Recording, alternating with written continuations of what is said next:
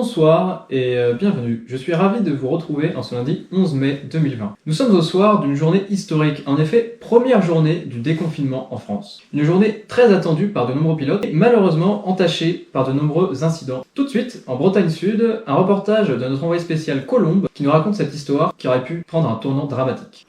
Oui, bonsoir Martin, je me trouve ici sur la plage de la Mine d'Or où s'est déroulé en début d'après-midi un incident. En effet, au moment où la brise tant attendue s'est enfin levée, un pilote s'était lancé du déco duquel on s'éloigne le plus souvent en prenant directement sur la gauche, bien qu'on puisse également aller à droite. Ce pilote a néanmoins fait le choix insolite de continuer tout droit. Choix étrange puisque tout droit, c'est la mer. Alors, a-t-il oublié comment tourner pendant ces longues semaines de confinement? Est-ce que cet apport brutal d'oxygène et de liberté lui aurait fait perdre connaissance quelques instants?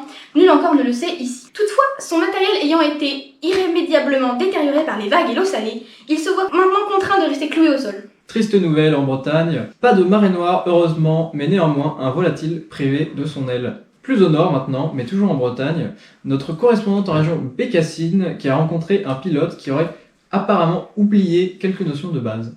Bonsoir Martin, je me trouve en effet sur le déco de Saint-Pabu, le déco duo pour les connaisseurs.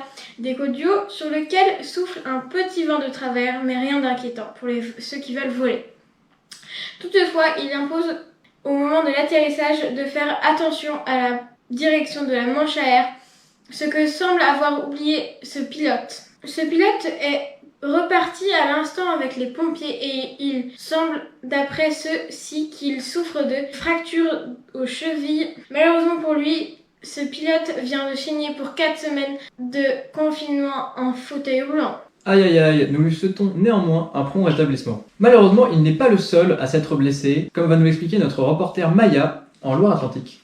Oui Martin, ici aussi sur la plage de Goho, les pilotes sont quelque peu rouillés après tant de temps sans voler. C'est ainsi qu'en fin de matinée, un pilote local a hésité entre vol libre et escalade. Il a tout d'abord pris une course d'élan sur la plage avant d'obliquer vers la falaise qu'il a commencé à gravir tel Spider-Man, avant de finir son périple dans les broussailles. Heureusement, lui et son aile s'en tirent finalement qu'avec quelques égratignures sans gravité.